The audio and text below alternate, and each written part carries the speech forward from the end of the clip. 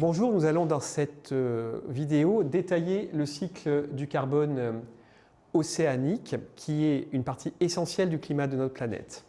En effet, l'océan est le plus grand réservoir à carbone mobilisable à une échelle temporelle allant de la saison au millénaire et qui est donc très pertinent par rapport aux enjeux actuels liés au dérèglement climatique. Attention, ce cycle ne va pas détailler les aspects côtiers du cycle du carbone qui sera abordé par ailleurs. Cette partie est découpée comme suit, avec une première introduction au cycle du carbone océanique, assez brève, puis nous verrons les différents réservoirs de carbone dans l'océan, enfin l'équilibre des carbonates et l'alcalinité, et nous passerons ensuite aux deux pompes à carbone dans l'océan, qui sont d'abord la pompe à carbone de solubilité, la pompe à carbone biologique, et nous terminerons par les caractéristiques sur la contre-pompe des carbonates. Commençons donc par des généralités sur le cycle du carbone. Nous allons nous baser essentiellement sur cette figure qui est issue du 6e rapport d'évaluation du GIEC, donc Sixth Assessment Report de IPCC en anglais, qui a été publié en 2021 par le premier groupe de travail du GIEC, Working Group 1, qui travaille sur les bases physiques du changement climatique. Dans ce cycle du carbone sont présentés les stocks avec les cercles indiqués ici, qui sont en milliards de tonnes de carbone, et les flux avec les flèches qui sont en milliards de tonnes ou pétagrammes de carbone par an. Il s'agit ici d'un cycle qui se focalise sur le carbone au sens qu'il est lié au CO2, le principal gaz à effet de serre d'origine anthropique.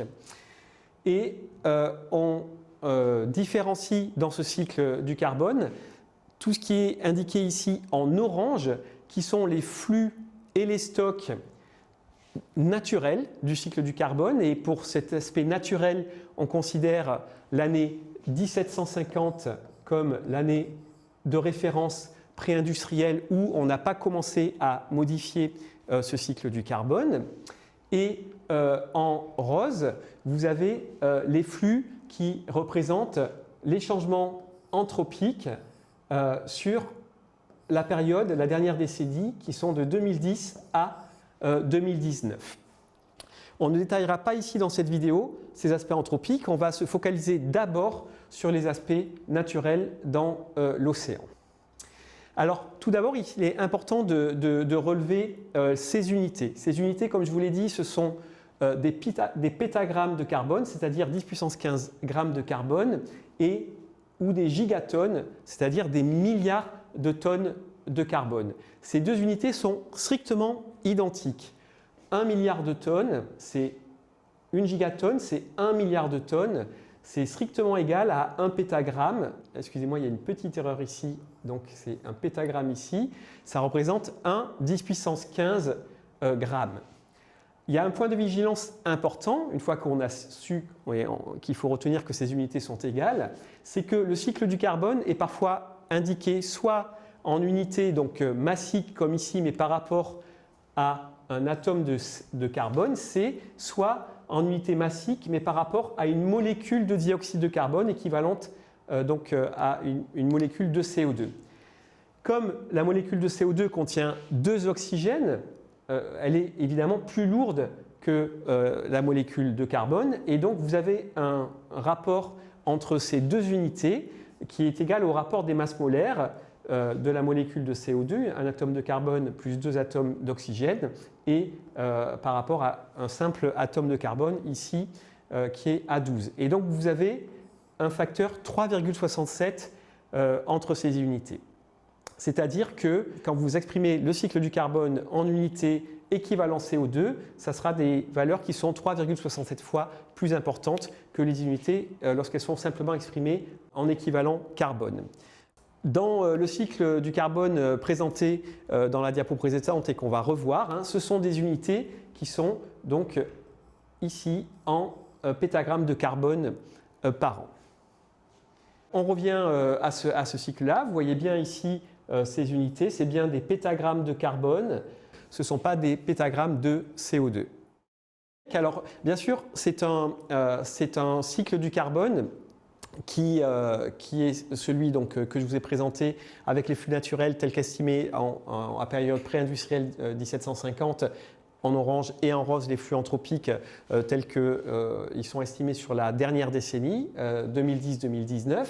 Et vous pouvez voir, vous pourrez avoir l'occasion de trouver d'autres cycles du carbone qui vont avoir des chiffres un petit peu différents. Ceci est essentiellement lié au fait que, comme on l'avait vu en introduction à cette UE, eh bien, les cycles biogéochimiques ils vont être différents en fonction de l'échelle spatio-temporelle que vous regardez. Et donc ici, on se focalise sur un cycle qui est pertinent par rapport au dérèglement climatique, c'est-à-dire à une échelle pluridécennale à séculaire et essentiellement centré sur le carbone qui est lié au CO2 en tant que gaz à effet de serre. Donc vous pourrez trouver d'autres chiffres et d'autres cycles dans la littérature ou dans d'autres cours ou même un peu plus loin dans ce cours-ci. Mais c'est important de bien garder en tête que ça dépend de l'échelle spatio-temporelle à laquelle vous regardez votre cycle. Je rajoute aussi que forcément, il y a des incertitudes sur ces flux. Elles sont indiquées ici parfois sur ce cycle-là. Et donc, les chiffres ne sont pas des valeurs forcément très très bien connues. Et le dernier point, c'est que par définition, actuellement, le cycle du carbone, notamment celui lié au CO2 à l'échelle globale, eh bien, n'est pas à l'état stationnaire puisqu'on n'arrête pas de modifier la composition, la quantité de CO2 dans l'atmosphère. Tout ce cycle est en train d'évoluer et évolue d'une année à l'autre. Et donc, vous allez également pouvoir trouver des chiffres différents en fonction de cette évolution par rapport au temps. Alors, si on regarde le cycle du carbone dans l'océan, on va juste regarder la taille des réservoirs. Vous voyez que dans l'océan profond et intermédiaire, qui est indiqué ici, vous avez naturellement déjà 37 100 milliards de tonnes de carbone dans l'océan profond et intermédiaire. C'est vraiment gigantesque par rapport au stock atmosphérique qui nous préoccupe tant par rapport au changement et au dérèglement climatique, vous voyez, qui est naturellement de l'ordre de 600 plus à peu près 300 gigatonnes, donc milliards de tonnes de carbone. Et si on regarde juste l'océan de surface, plus ou moins les 100 premiers mètres de l'océan, ça représente que 3% du volume de l'océan.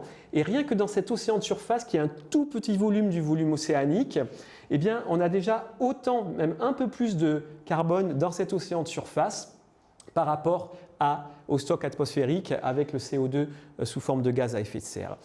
On voit bien ici l'importance de l'océan déjà par ses échelles de réservoirs par rapport au cycle du carbone.